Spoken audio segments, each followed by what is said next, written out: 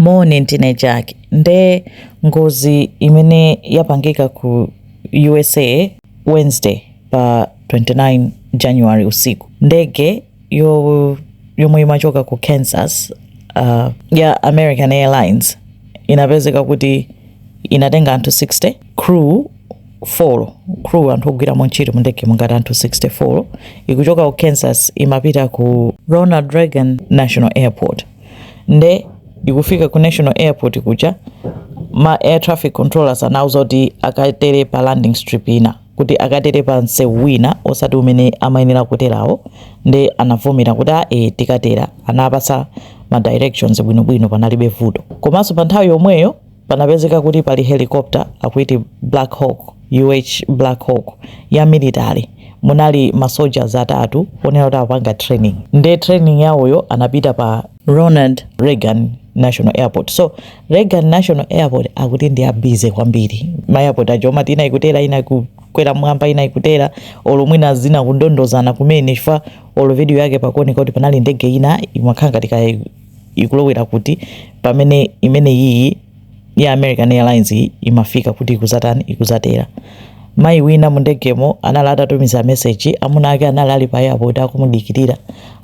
Anatumiza message kuti basi tikutera tionana in 10 minutes. Amuna ake achati okay, basi anthu kumadikirira amene anthu amadikirira kuchingamira munthu.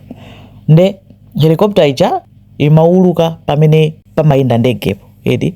Sono ndege ndiyo nina kuti singangokhota ngati njinga. Ndege ndiyofunika kuti chilichonse chokonza bwinobwino. Pamene helicopter ikhoza kutembenuka kutani mene imapangira helicopter.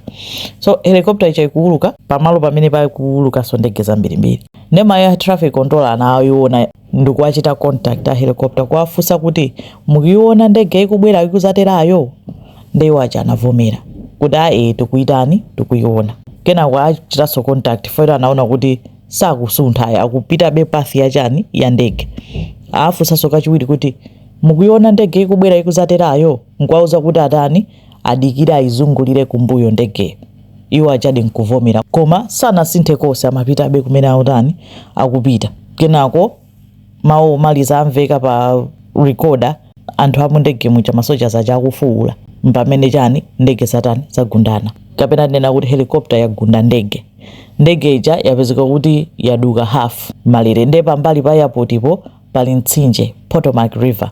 Nde zonse ziwiri helicopter ndi ndege yomwe zagwera muchani zagwera mtsinje. Nde kukuzizira kwambiri mbali imene yoyo anthu onse amene anali mu ndegemo agwera muchani mtsinjemo.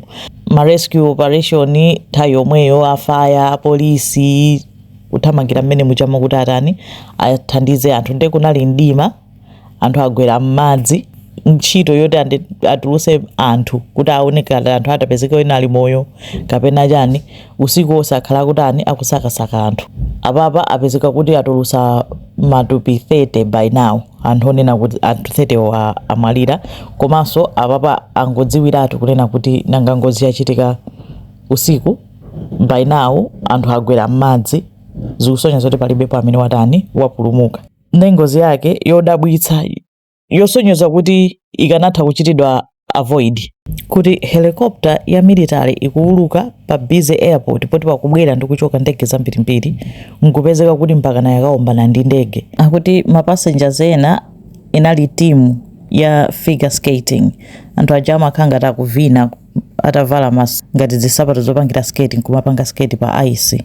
Banja lina ndiloti lochokera ku Russia koma ndoti amakhala ku USA ko anali ndi game ku mena mapitako ku Kansas, kuichita Kansas. Anali kumene koko asewera game yawoyo, munali kochi, ma members a timu plus banja limene lili nde amabwerera ku Ronald Reagan National Airport nkomwe amakaterera pamene achita ngozi. Kuti munaliso anthu ena mu ndegemo koma kuphatikiza timu imene yoyo.